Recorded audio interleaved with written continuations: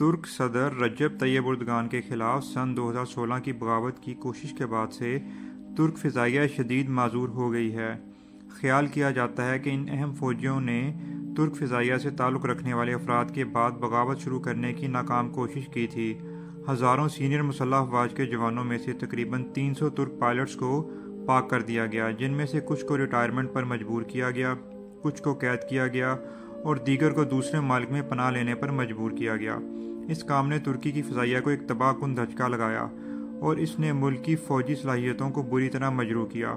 کہا جاتا ہے کہ اردگان نے اس کمی کو پورا کرنے اور ترک پائلٹس کی نئی نسل کی تربیت دینے کا حکم دیا، جس میں کچھ کو ریٹائرمنٹ سے واپس آنے پر مجبور کرنا یا نجی ایئر لائنز کے ساتھ اپنے معاہدے ختم کرنا بھی شامل ہے۔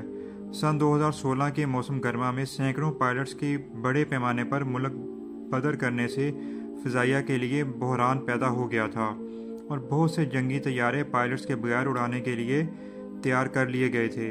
پتہ چلا ملک کی فضائیہ کو پہلے ہی سن 2016 میں بغاوت کے منصوبے سے قبل ہی شدید مشکلات کا سامنا کرنا تھا۔ اردگان کی حکومت نے 2012 میں ایک بل واپس لیا تھا جس میں پائلٹس کی روانگی کو سہولت فراہم کی گئی تھی، جس نے اختتامی ملازمتوں کو ترجیح دی تھی۔ اس کے بعد مسلح افواج نے اس بل کو مسترد کرنے کے لیے اردگان کو راضی کیا اور بالآخر حکومت کو فورسز میں خون ریزی کی رفتار کم کرنے کے لیے 2014 میں اس بل میں ترمیم کرنے میں مدد ملی۔ نارڈک مانیٹر نے جنوری 2020 کی اپنی رپورٹ میں دعویٰ کیا، جس میں 251 پائلٹس نے 2012 کے قانون کے تحت ریٹائرمنٹ لینے یا استعفیٰ دینے کا مطالبہ کیا تھا، جس نے لازمی خدمات کو 13 سال کے لیے مختصر کر دیا۔ اسی رپورٹ میں دعویٰ کیا گیا کہ 19 جنوری 2016 کی فضائیہ کی اپنی داخلی رپورٹ کے مطابق فوج کو اپنے معمول کی سطح تک پہنچنے کے لیے 190 جنگی پائلٹس سمیت 554 نئے پائلٹس کی ضرورت ہے۔ 2014 میں پائلٹس کا تناسب 0.65 پر ہو گیا تھا، جو خطرناک حد تک کم ہے۔ جنوری 2017 تک ملک میں 1154 فوجی پائلٹس کی کمی تھی اور اس قدر بڑی کمی کو پورا کرنا مشکل تھا۔ نارڈک مانیٹر کے مطابق ایئر فورس میں پائلٹس کا تناسب 0.37 پر گر گیا۔ بحران کو سمجھنے سے انقرہ کے قومی سلامتی کی سنگین صورتحالات کا سامنا ہو سکتا ہے۔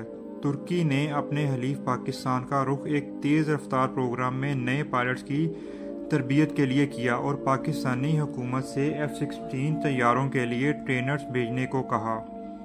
ترکی نے امریکہ سے غیر ترک شہریوں کو F-16 طیاروں کے پائلٹس بننے کی اجازت طلب کی تھی، جسے واشنگٹن نے فوری طور پر مسترد کر دیا تھا۔ تاہم امریکہ نے سعودی اور قطری پائلٹس کو ترک F-16 طیاروں کی اجازت دے دی تھی۔ بحیرہ روم میں نئی جارحیت اور مشرق وسطیٰ کے ممالک میں ترکی کی بڑھتی ہوئی شمولیت نے پوری فوجی تیاری کا مطالبہ کیا گیا۔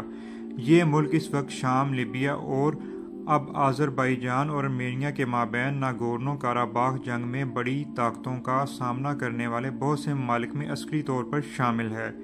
یونانی میڈیا یہ اطلاع دے رہا ہے کہ ترکی نے بحیرہ روم میں مشترکہ جنگی مشقوں کا انعقاد شروع کرنے سے پہلے ہی F-16 طیاروں کو اڑانے کے لیے پاکستان سے لڑاکا پائلٹس کو ملازمت فراہم کر رکھی تھی۔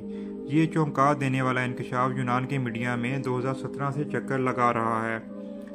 معروف اخبارات اس دعوے کی اطلاع دیتے ہیں، پاکستان کی حمایت سے ترک فوج گزشتہ سال 2016 کی بغاوت کی ناکام کوشش کے پیچھے چھوڑے گئے بڑے خلا کو پر کرنے کی کوشش کر رہی ہے۔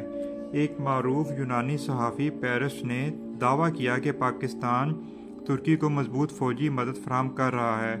اردگان نے سن 2016 میں ترکی کی فضائیہ میں اجتماعی طور پر پاک ہونے کے بعد پاکستان سے پائلٹس لیے تھے۔ یورو ایشین ٹائمز سے بات کرتے ہوئے یونانی سٹی ٹائمز سے تعلق رکھنے والے صحافی، جس نے ایک مضمون میں یہی دعویٰ کیا تھا کہ اس شق کو ترکی اور پاکستان کے مابین نومبر 2019 کی مشترکہ فوجی مشقوں کے بعد مزید تقویت ملی۔